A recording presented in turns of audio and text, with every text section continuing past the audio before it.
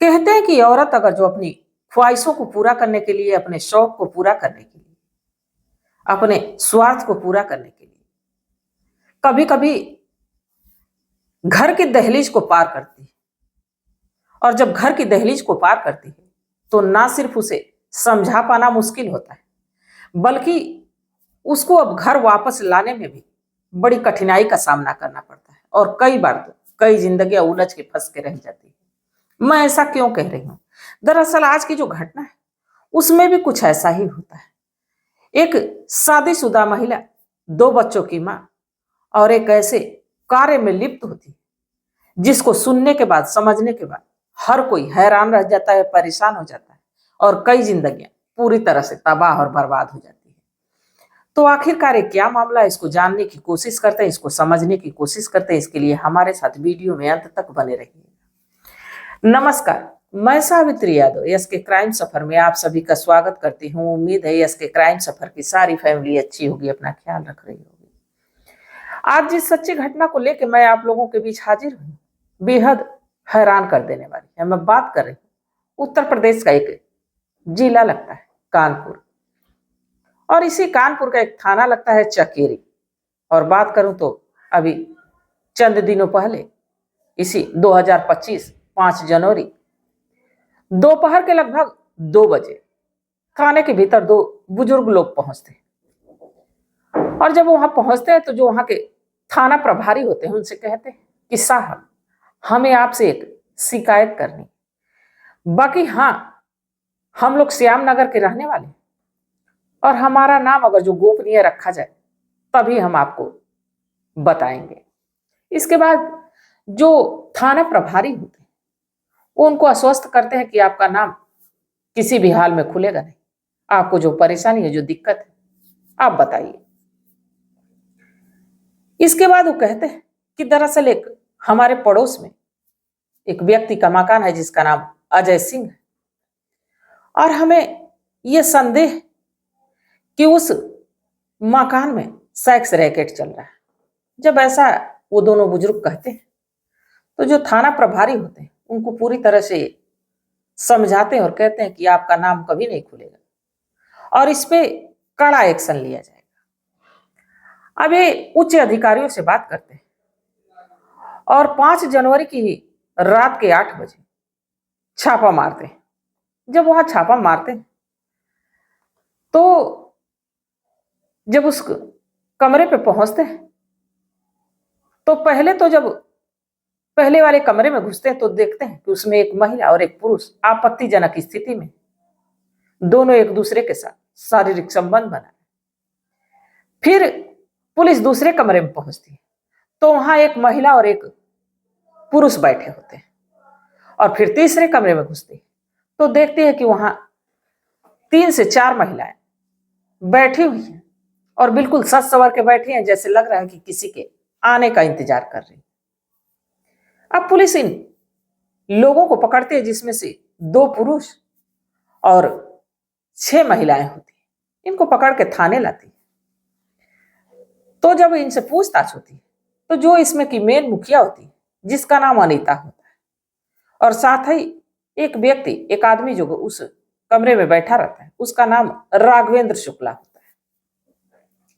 अब जब इन सारे लोगों से पूछताछ होती है तो ये पूरी तरह से साबित हो जाता है कि वहां पे सेक्स रैकेट का ही कारोबार चल रहा था, देह व्यापार का धंधा चल रहा था। अब जब फिर से पुलिस अनीता से पूछती है तो अनीता एक कहानी सुनाती है। दरअसल अनीता, जो मूल रूप से रहने वाली जिला उन्नाव के एक छोटे से गांव बेहटा टिहरा की रहती है। अब बेहटा की रहने वाली होती है, जिसके परिवार में इस अनीता के अलावा इसकी 2 छोटी बहनें, एक का नाम किरण है और एक का नाम पूनम, एक भाई और माता पिता, छोटा सा परिवार रहता है।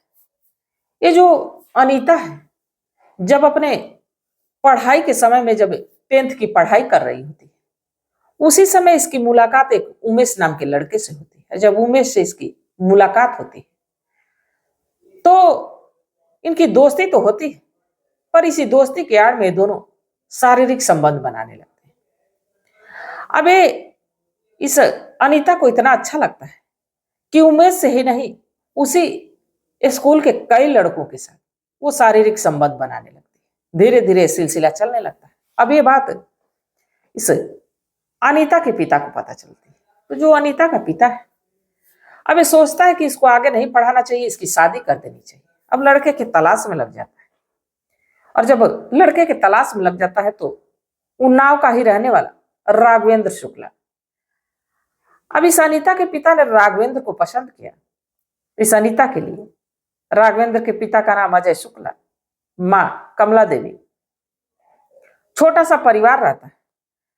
अब अनीता की शादी जब राघवेंद्र से हो जाती है, अनीता अपने ससुराल में आती है, तो राघवेंद्र भी ज्यादा कुछ खासा कमाता नहीं था। वो भी छोटा मोटा काम करके अपने परिवार का गुजर बसर करता था। और अनीता के शौक बड़े थे। अनीता बार बार अपने पति को दबाव देने लगती है कि कुछ अच्छा करो, कुछ अच्छा करो, जिससे कि रुपया आए। हमारा शौक है कि हम अच्छी गाड़ी में चले, अच्छा घर हो, अच्छे कपड़े पहने, अच्छा खाना खाएं, जिसके लिए पैसों की जरूरत होगी। अब इस पे राघवेंद्र ज्यादा कुछ सोच नहीं पाता है। और ये जो अनीता है, एक बार फिर अपने मायके आती, और जब मायके आती तो इस बार फिर अपने पुराने आशिकों से मिलने लगती है, और इस बार उनसे मोटी पैसे की रकम की डिमांड करती है, जो कि वो लड़के देते, जिससे कि वो अपना शौक पूरा करने लगती है। बाकी ये बात जैसे ही अनीता के ससुराल वालों को पता चलती है, वो राघवेंद्र को मना करते हैं कि अनीता को मत लाओ। पर राघवेंद्र, अनीता देखने में हसीन और खूबसूरत, राघवेंद्र अपनी पत्नी को भूल नहीं पा रहा था, उसके बिना रह ही नहीं सकता था। अब इसी चलते वो अनीता को लेके अलग हो जाता है, और जब अलग होता है तो एक कानपुर चला जाता है, और श्याम नगर में एक जो कि कमरा लेता है किराए का, और वहीं रहने लगते हैं। दोनों कंपनी में काम करने लगते हैं। बाकी जब दोनों कंपनी में काम करने लगते हैं, अब यही अनीता की मुलाकात कई गैर मर्दों से होती है, जिनसे कि वो पैसे लेती और शारीरिक संबंध बनाती। एक तरह से मानिए तो कॉलगेट का धंधा करने लगती है, और इसी चलते चलते अब वो कई ऐसे महिलाओं से मिलती है जो कि इसी काम में लिप्त रहती। पहले तो पैसे लेके इस काम को करती, बाद में धीरे धीरे इसी सांचे में अपने पति को भी ढाल लेती है। इसके बाद ये खुद की मालकिन बनती है, और सेक्स रैकेट का धंधा खुद ही शुरू कर देती है, जिसमें से कि ये ऐसी लड़कियों से मिलती है, ऐसी महिलाओं से मिलती कि जो कि जरूरतमंद हो, इस काम को करने के लिए तुरंत तैयार हो जाए, और लगातार इस काम को वो करने लगती है। और कुछ ही समय में देखते ही देखते वो अच्छे खासे रुपए कमा लेती है, वहीं पे जमीन लेती है, घर बनाती है, गाड़ी ले लेती है। अब सारी इच्छाओं की पूर्ति एक तरह से अनीता की होने लगती है। अब जैसे जैसे वक्त गुजर रहा था, वैसे वैसे अनीता के शौक बढ़ते जा रहे थे, वैसे वैसे उसका धंधा भी अब बढ़ चढ़ के होने लगा। बाकी जब ये ज्यादा करने लगती है धंधा, इस काम में ज्यादा लिप्त होती है, तो अपने घर के अलावा एक दूसरा कमरा लेती है, जो कि इस अजय सिंह का रहता है। और इस कमरे पे वो जाती और ऐसी औरतों को बुलाती, ऐसी कस्टमरों को बुलाती जिनकी ये जरूरत हो, जो पैसा कमाने के लिए औरतें आती थी, वो आती थी, और जिसको जरूरत रहती थी पैसे देके औरतों से मिलना, लड़कियों से मिलना। अब यहाँ पे लगातार ये धंधा चलने लगता है।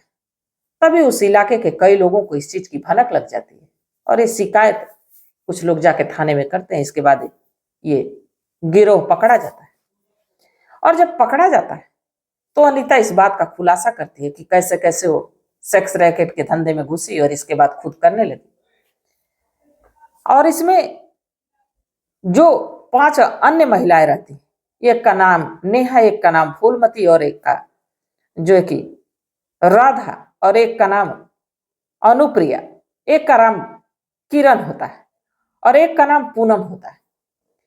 जबकि ये जो अनीता की 2 बहनें रहती, जब अनीता इस काम में लिप्त होती, अच्छे खासे पैसे कमाने लगती है, तो किरण और पूनम की भी जब शादी हो जाती है तो उनकी भी माली हालत कुछ ठीक नहीं रहती। और किरण के पास इतने पैसे को, इसे अनीता के पास इतने पैसे को आते देख किरण और पूनम भी अपने आप को रोक नहीं पाती, उससे पूछती, और जब पूछती है तो खुद की बहनों को भी वही रास्ता दिखा देती है कि अगर जो ऐसा करोगी तो तुम भी कुछ ही समय में अच्छे पैसे कमा लोगी।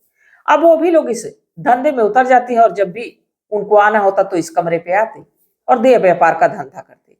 तो अनीता तो खुद कर भी रही थी, करवा भी रही थी और साथ ही अपने रिलेटिव को भी इस काम में लिप्त करते जा रही थी। उन लोगों को भी ये चीजें गलत रास्ता बताती और गलत धंधे, अनैतिक धंधे करवाती। जब इस मामले का खुलासा हुआ तो वाकई उस इलाके के लोग चौक से गए कि कोई अपने जो है कि रुपए पैसे कमाने के लिए, अपने शौक को पूरा करने के लिए ऐसे रास्ते पे निकल सकता है जिससे कि उसकी पूरी की पूरी गृहस्थी तबाह और बर्बाद हो जाए।